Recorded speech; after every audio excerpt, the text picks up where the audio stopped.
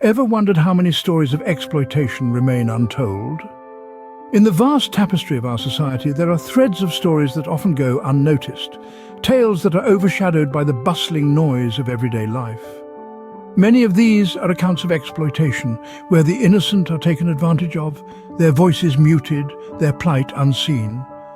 These narratives are not isolated incidents. They are prevalent, happening perhaps in your neighborhood, your city, or maybe just a few blocks away from where you live. Exploitation, in its myriad forms, has a profound impact on individuals, especially the most vulnerable among us, our children.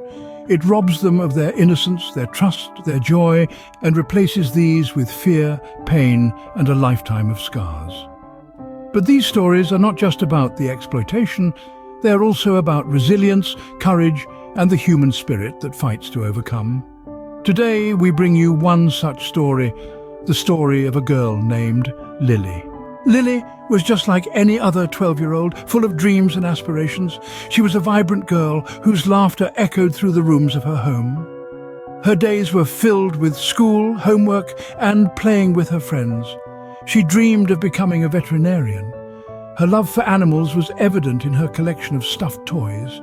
Lily's family was her rock, her younger brother was her partner in mischief, and her parents were her pillars of strength. Life was normal until one day, it wasn't.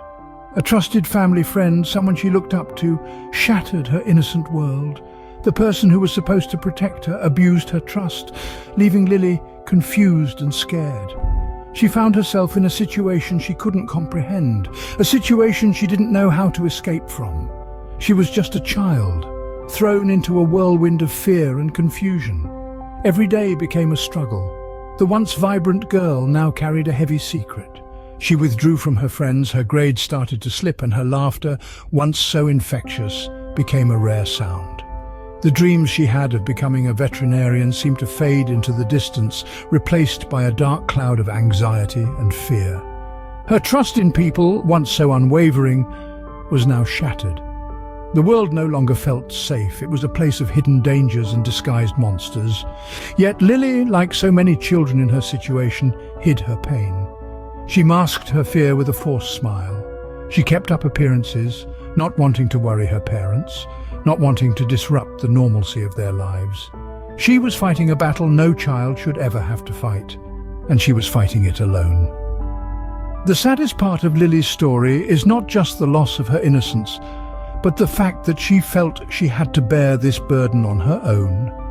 She felt she had to protect those she loved from the ugly truth of what she was going through.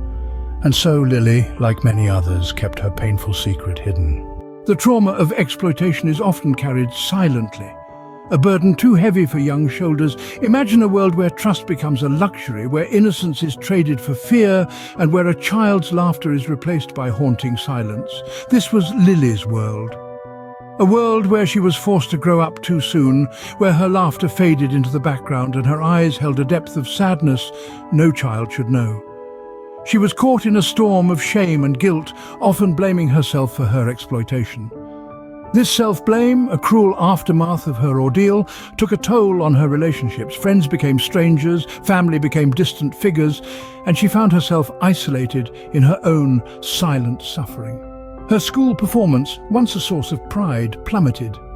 The vibrant, curious girl was replaced by a shadow of her former self, struggling to keep up with her studies.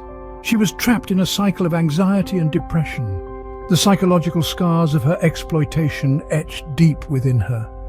Lily's story is a stark reminder that exploitation leaves deep, invisible wounds. So what can we do to prevent stories like Lily's from repeating? The answer lies within each one of us. It's about education and awareness. It's about knowing the signs of exploitation and understanding how to report it. It's about having the courage to speak up, even when it's uncomfortable. Think about the role that schools play. They are more than just places for learning math and history. They are communities where children should feel safe and protected.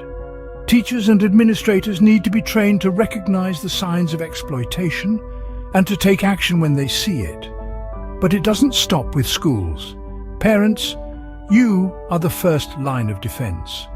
It's crucial to maintain open lines of communication with your children.